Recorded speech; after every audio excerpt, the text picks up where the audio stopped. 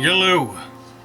Look at that loser sitting by himself. I'm gonna talk behind his back, and every time he walks by, I'm gonna make fun of him for being a loner. For being alone. I'm gonna make him feel more alone, more inadequate, and in doing so, by making this person's life harder, I'm gonna feel better about myself. Napoleon Bonaparte. You are a loser. Napoleon Bonaparte was a loner. For a large portion of his life, he just sat by himself. When he was going to school in France, he was a much poorer aristocrat.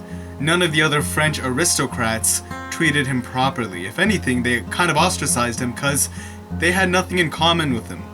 He was from a different part of Europe, and just by chance, he happened to make it into a more prestigious academy. But nonetheless, he was alone. Despite being alone, despite not fitting in, and despite being ridiculed early on in his age, he still believed in himself. He would still look at himself and think, there's something special about me. Some would call it narcissism. Others would call it feelings of grandeur.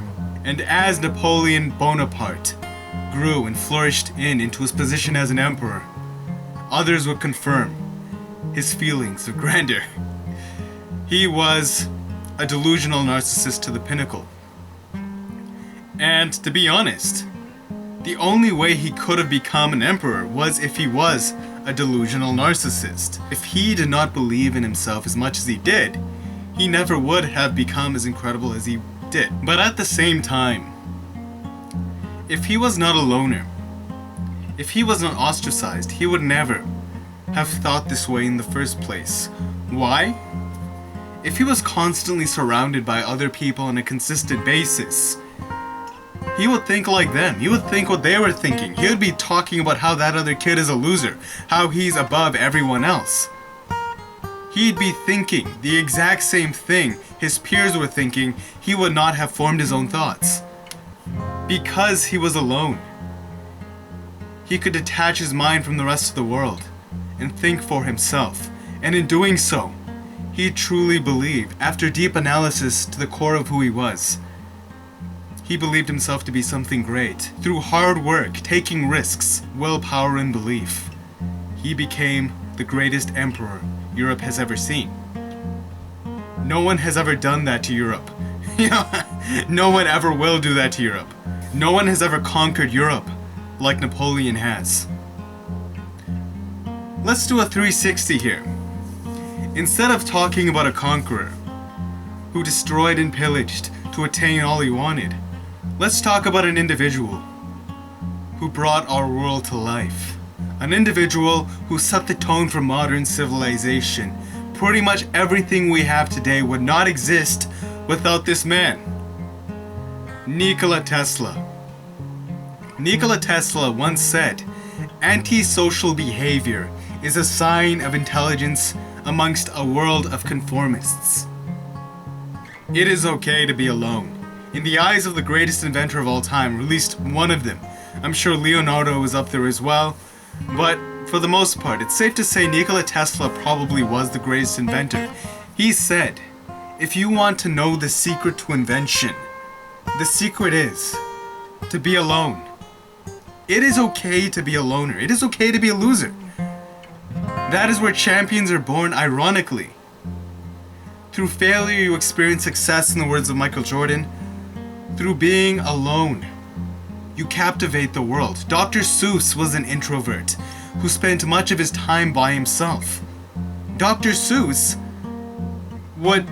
literally had no friends. He was just stuck in a quiet corner with a vision to just contribute good to the world.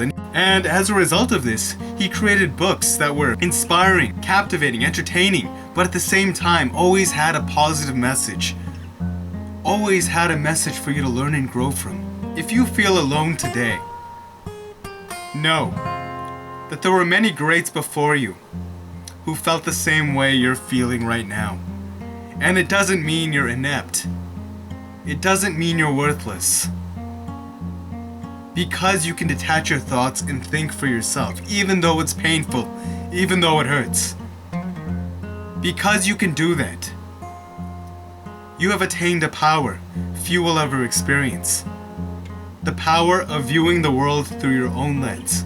Conor McGregor is a charisma machine. His charisma is felt throughout the world. He's the biggest name, not just in MMA, but in sports today, fighting at Madison Square Garden. And even if you consider his crew, it's very small, it's very tight-knit, it's very compact. He doesn't have very many people he trains with. He's very loyal to the people he trains with. But guess what he's doing when he's not training with his partners?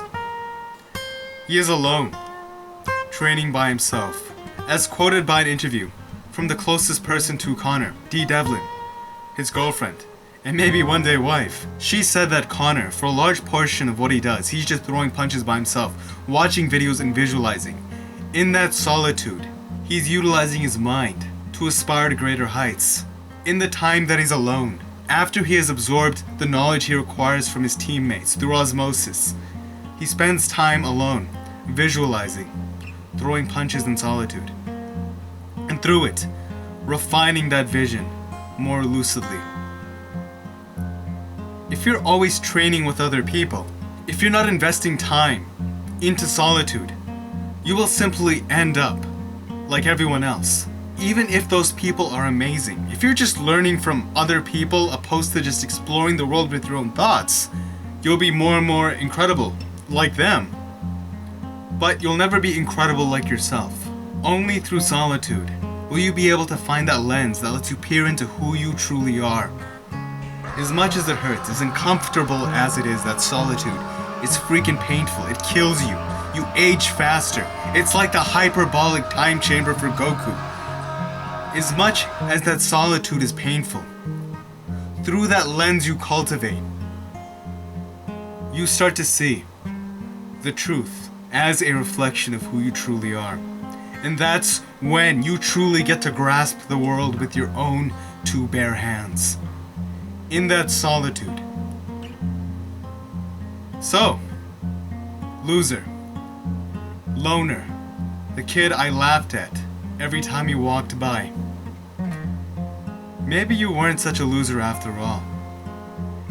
Maybe you were more incredible than anyone could have ever imagined. Peace!